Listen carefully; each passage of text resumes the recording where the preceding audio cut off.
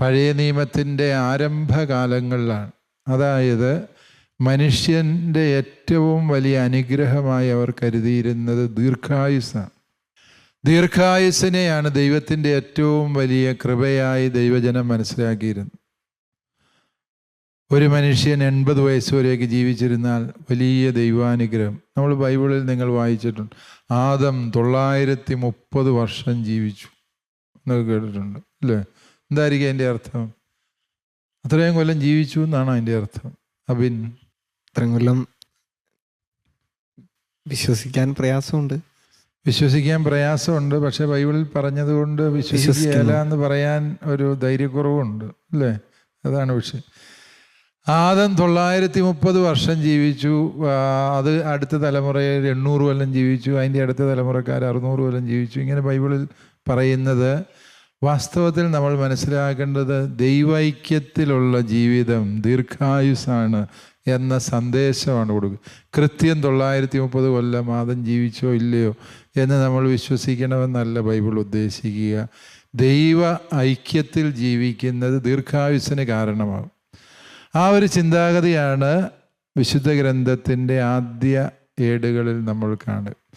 എന്നാൽ പിന്നീട് എഴുതപ്പെടുമ്പോൾ നമ്മൾ മനസ്സിലാക്കുക, കാരണം മനുഷ്യൻ മരണാനന്തരം ജീവിതമില്ല എന്നാണ് അവരാദ്യം ചിന്തിച്ചിരുന്നത്.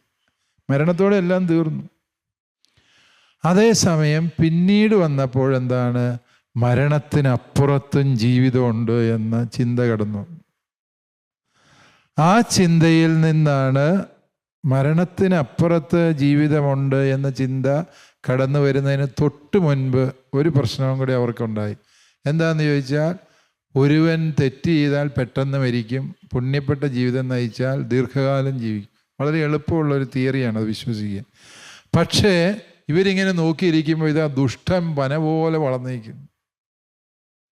അവനൊട്ട് മരിക്കുന്നുമില്ല. മര്യാദക്കാരൻ മരിച്ചിട്ട് പോലും ഈ ദുഷ്ടന്മാർ മരിക്കുന്നില്ല. ഇതാണ് പ്രശ്നം. അപ്പോൾ അവരതിനെക്കുറിച്ച് ചിന്തിച്ച് എന്നതാണ് ദൈവം ഇതിനുള്ള പരിഹാരം.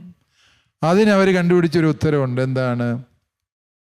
ഒരുവൻ തെറ്റ് ചെയ്താൽ അവന് ശിക്ഷ കിട്ടിയില്ലെന്ന്, അവൻ കുറേ കാലം ജീവിച്ചു എന്നുള്ളത് കൊണ്ടും പ്രശ്നം തീരിയാൽ അവൻ്റെ തുടർച്ചയാണ് അവൻ്റെ മക്കൾ.